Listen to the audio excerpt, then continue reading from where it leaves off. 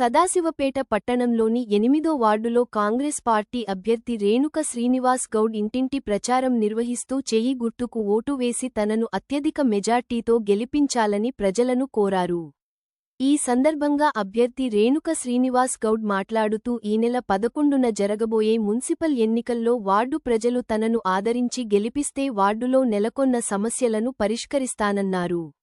ముఖ్యంగా వార్డులో మౌలిక వసతుల కల్పనకు కృషి చేస్తామని TPCC working president Jaggareddy, TGIC chairman Nirmala Jaggareddy సహాయ సహకారాలతో పాటు సొంత నిధులతో వార్డును మరింత అభివృద్ధి చేస్తానని హామీ ఇచ్చారు. ఈ కార్యక్రమంలో కాంగ్రెస్ నాయకులు, కార్యకర్తలు, మహిళలు నాయకులు పాల్గొన్నారు.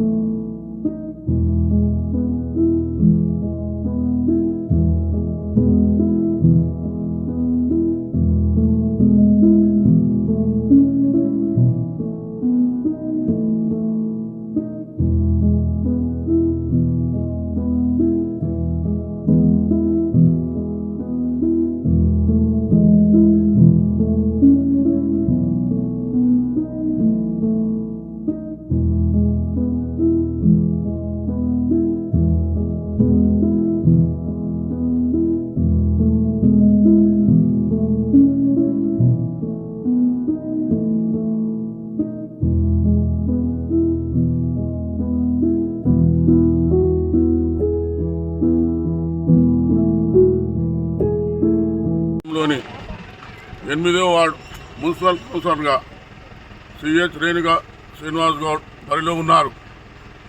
ఈరోజు కాంగ్రెస్ పార్టీ తరపు నుంచి చెయ్యి గుర్తు ఓటు వేసి భారీ మెజార్టీతో గెలిపిస్తే మీకు సేవకునిగా, మీ యొక్క రక్షకునిగా 24 గంటలు అందుబాటులో ఉంటాను.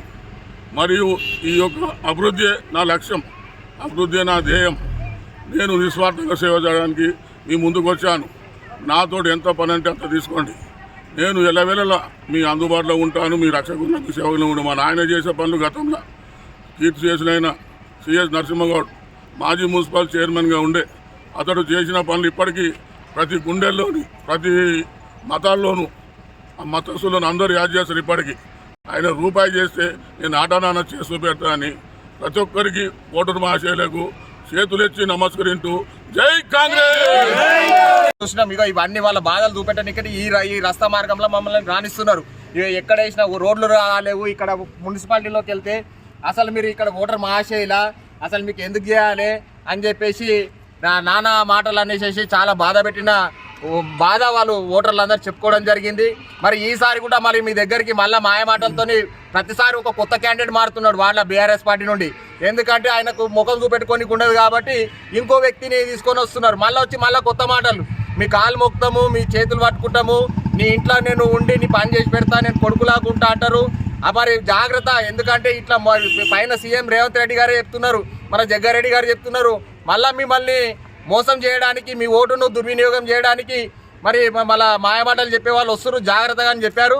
మరి మీరు అందరూ ఆలోచన చేయండి. మళ్ళీ మీకు అందుబాటులో ఉండేటోళ్ళు మరి ఎల్లప్పుడూ మళ్ళీ ఈ వాళ్ళ మన శ్రీనివాస్ గౌడ్ గారు ఉంటారు, అదేవిధంగా సిహెచ్ రేణుకా గౌడ్ గారు ఉంటారు, మరి మన రాములు గౌడ్ గారు ఉంటారు, మంజుల గారు ఉంటారు, రజక్ గారు ఉంటారు, వసీం గారు ఉంటారు, శంకర్ గారు ఉంటారు.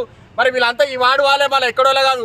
మరి ఈ రోజు ఎక్కడికేలో ఉడతలు పట్టేటోళ్ళు మళ్ళీ అదేవిధంగా పిట్టెల దొరలాక ఎక్కడికేలో ఇక్కడికి వచ్చి మాకు ఆయన హరీష్ పంపించిండు, ఈయన ప్రభాకర్ పంపించిండు అని చెప్పేసి చెప్తున్నారు. మన గతంలో కూడా చెప్పారు, మళ్ళీ ప్రభాకర్ చెప్పిండు, హరీష్ చెప్పిండు, అందరు చెప్పారు. మళ్ళీ ఏమైనా అయినాయా? మీ బాధలు ఏమైనా తీరినాయా? ఒకసారి ఆలోచించండి. ఒక ప్రజల ఆవేదన చూడండి, మాట్లాడుతుంటే కూడా ఒక్కరు చేయలేరు అని చెప్తున్నారు. 35 ఏళ్ళ ఇప్పటిదాకా మా పెద్ద మనిషి కొడుకు లేకుండే పులి బిడ్డ వచ్చిండు.